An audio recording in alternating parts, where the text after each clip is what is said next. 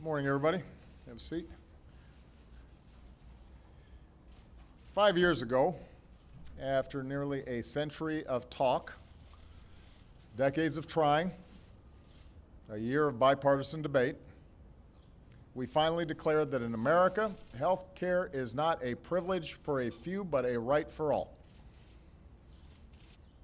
The Affordable Care Act is here to stay. This morning, the court upheld a critical part of this law, the part that's made it easier for Americans to afford health insurance regardless of where you live. If the partisan challenge to this law had succeeded, millions of Americans would have had thousands of dollars worth of tax credits taken from them. For many, insurance would have become unaffordable again. Many would have become uninsured again. Ultimately, everyone's premiums could have gone up. America would have gone backwards. And that's not what we do. That's not what America does. We move forward. Meanwhile, the law has helped hold the price of health care to its slowest growth in 50 years. If your family gets insurance through your job, so you're not using the Affordable Care Act, you're still paying about $1,800 less per year on average than you would be if we hadn't done anything. By one leading measure, what business owners pay out in wages and salaries is now finally growing faster than what they spend on health insurance. That hasn't happened in 17 years, and that's good for workers, and it's good for the economy. The point is, this is not an abstract thing anymore. In many ways, this law is working better than we expected it to. For all the misinformation campaigns, all the doomsday predictions, all the talk of death panels and job destruction, for all the repeal attempts, this law is now helping tens of millions of Americans. And they've told me that it has changed their lives for the better. This law is working. And it's going to keep doing just that.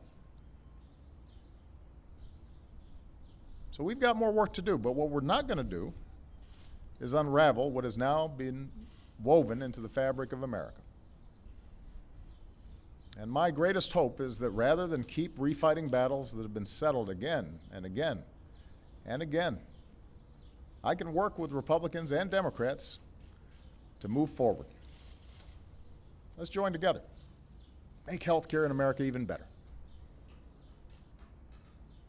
3 generations ago, we chose to end an era when seniors were left to languish in poverty. 2 generations ago, we chose to end an age when Americans in their golden years didn't have the guarantee of health care. Medicare was passed, and it helped millions of people.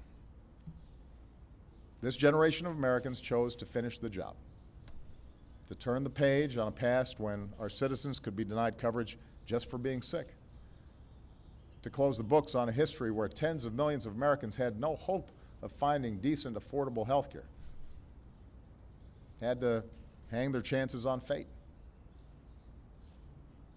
We chose to write a new chapter where in a new economy, Americans are free to change their jobs or start a business, chase a new idea, raise a family, free from fear.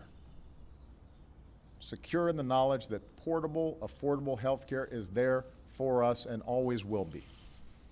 And that if we get sick, we're not going to lose our home. That if we get sick, that we're going to be able to still look after our families. That's when America soars, when we look out for one another, when we take care of each other, when we root for one another's success, when we strive to do better and to be better than the generation that came before us and try to build something better for generations to come. That's why we do what we do. That's the whole point of public service. So this was a good day for America. Let's get back to work. you.